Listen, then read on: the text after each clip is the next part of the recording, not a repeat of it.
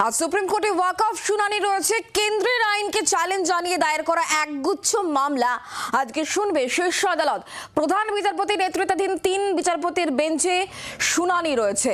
আইনকে চ্যালেঞ্জ জানিয়ে একগুচ্ছ মামলা সুপ্রিম কোর্টে রয়েছে ওয়াকফ শুনানি। কেন্দ্রের আইনকে চ্যালেঞ্জ জানিয়ে দায়ের করা একগুচ্ছ মামলা শুনবে শীর্ষ আদালত। এই বিষয় নিয়ে আমাদেরকে আরো জানাবেন রাজীব চক্রবর্তী, দিল্লির প্রতিনিধি। এই মুহূর্তে আমাদের সঙ্গে রয়েছেন টেলিফোন লাইনে। রাজীব, কতগুলো মামলা রয়েছে এবং এই মামলাগুলোর মূল বিষয় কি?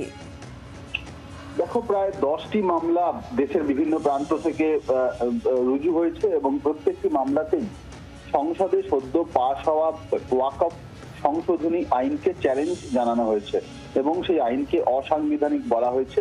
এবং অসাংবিধানিক বলার কারণ বলা হচ্ছে যে এই আইনে ফলে এই আইন চালু হওয়ার যদি হয় তাহলে চালু হলে ওয়াকফের যে ধর্মীয় চরিত্র তা বদলে যাবে, অর্থাৎ একটি বিশেষ সম্প্রদায়ের সম্পত্তি এবং তাদের ধর্মীয় সম্পত্তির উপরে সরকারের হস্তক্ষেপ সরাসরি চলে আসবে।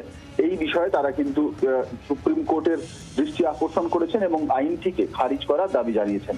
তোমাকে জানিয়ে রাখি যে বিচারপতি অর্থাৎ দেশের প্রধান বিচারপতি সঞ্জীব খান্না, বিচারপতি সঞ্জয় কুমার এবং বিচারপতি কেভি বিশ্বনাথনের বেঞ্চে আজকে মামলাটি ওঠার কথা এবং এই প্রথম শুনানি হবে। এই মামলাগুলি যারা দায়ের করেছেন তাদের মধ্যে উল্লেখযোগ্য যারা রয়েছেন আসাদ উদ্দিন ওয়েসি, আমানতুল্লাহ খান, সিভিল রাইটস রক্ষা কমিটি, মৌলানা আরশাদ মাদানি এবং সমস্ত কেরালা জামিয়াতুল উলেমা, আঞ্জুম কাদরি সহ বেশ কয়েকটি মামলা কিন্তু রুজু হয়েছে। প্রত্যেকটি মামলাই একত্রিত করে মামলার আজকে শুনানি শুরু হওয়ার সম্ভাবনা রয়েছে। প্রধান বিচারপতির বেঞ্চে এই মামলা হবে।